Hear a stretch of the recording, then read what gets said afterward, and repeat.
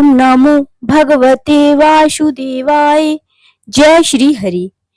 आज हम अजा एकादशी की कथा का श्रवण करेंगे। भाद्रपद कृष्ण पक्ष की एकादशी प्रबोधिनी, जया, कामिनी तथा अजा नाम से विख्यात है। इस दिन भगवान विष्णु जी की पूजा की जाती है। रात्रि जागरण तथा व्रत रखने से सारे पाप नष्ट हो जाते हैं। पुराणों में वर्णन आता है कि अजा एकादशी की कथा कुछ इस प्रकार है। युधिष्ठिर ने पूछा, जनार्दन, अब मैं यह सुनना चाहता हूँ कि भाद्रपद मास के कृष्ण पक्ष में कौन सी एकादशी होती है, कृपया बताइए। राजन, एकचित होकर सुनो, भगवान श्री कृष्ण बोले। भाद्रपद मास के कृष्ण पक्ष की एकादशी का नाम अजा है। यह सब पापों का नाश करने वाली बताई गई है। भगवान ऋषिकेश का पूजन करके जो इसका व्रत करता है उसके सारे पाप नष्ट हो जाते हैं।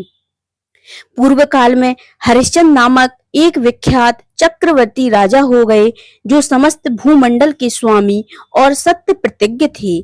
एक समय किसी कर्म का फल भोग प्राप्त होने पर उन्हें राज्य से भ्रष्ट होना पड़ा। राजा ने अपनी पत्नी और पुत्र को बेच दिया, फिर अपने को भी बेच दिया। पुण्यात्मा होते हुए भी उन्हें चांडाल की दास्ता करनी पड़ी।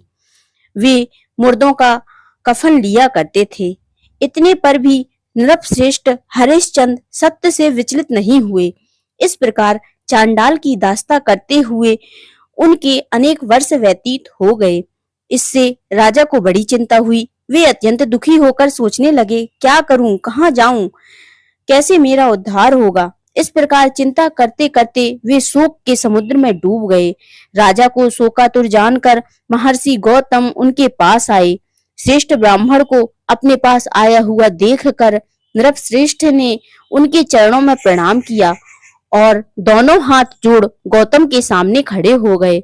अपना सारा दुखमय समाचार कह सुनाया। राजा की बात सुनकर गौतम ने कहा, राजन, भादों के कृष्ण पक्ष में अत्यंत कल्याणमयी अजा नाम की एकादशी आ रही है, जो पुण्य प्रदान करने वाली है। इसका व्रत करो, इससे पाप का अंत होगा। तुम्हारे भाग्य में आज के 7वें दिन एकादशी है। उस दिन उपवास करके रात में जागरण करना। ऐसा कहकर महर्षि गौतम अंतर्ध्यान हो गए।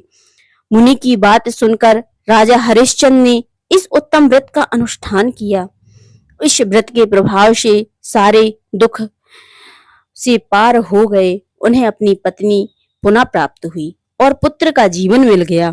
आकाश में दुंदुभियां बज उठी, देवलोक से फूलों की वर्षा होने लगी। एकादशी के प्रभाव से राजा ने निष्कंटक राज्य प्राप्त किया और अंत में पुरजन तथा परिजनों के साथ स्वर्ग लोक को प्राप्त हो गए। राजा युधिष्ठिर, जो मनुष्य ऐसा व्रत करते हैं वे सब पापों से मुक्त हो स्वर्ग लोक में जाते हैं। इसके पढ़ने या सुनने से अश्वमेघ यज्ञ का फल मिलता है। दोस्तों, सभी एकादशियां तो बहुत पुण्यशाली होती हैं, पुण्यमयी होती हैं। जो इन एकादशियों का व्रत करता है वह हमेशा भगवान श्री हरि की कृपा को पाता है। आप भी बताइए कि आप श्री हरि की कथा किस राज्य से और कहां से सुन रहे हैं। कमेंट बॉक्स में जय श्री हरि, ओम नमो भगवते वासुदेवाय जरूर लिखें। जय श्री